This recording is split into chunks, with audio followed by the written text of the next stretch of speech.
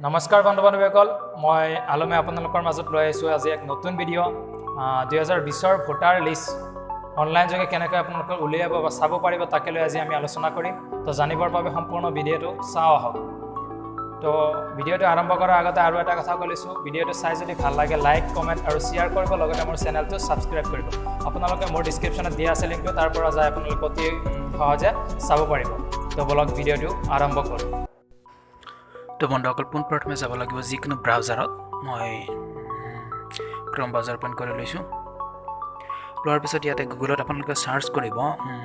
voter list 2020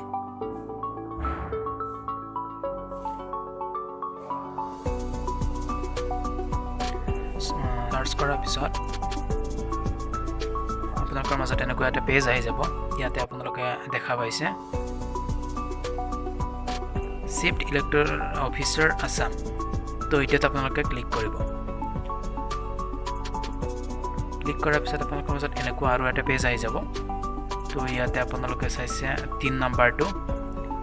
PDF elector rules তো ইয়াতে click কৰিব কৰাৰ পিছত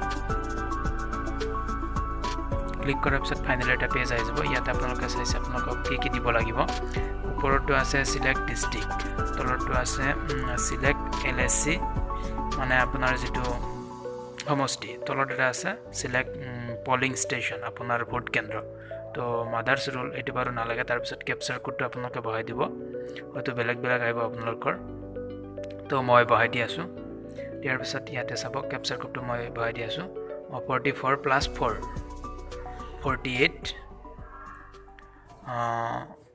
48 দিয়াৰ পিছত আপোনালোকে চাইছে ভিউ ৰুল ইয়াতে ক্লিক কৰিব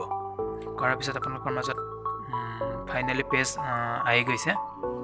তো এটো চাওক ওপৰত আছে ভোটাৰ তালিকা 2020 তো অলৰেডি আহি গৈছে আপোনালোকে চাব পাৰিব বহুত কেইটা আহিছে তো আপোনালোকে নিজে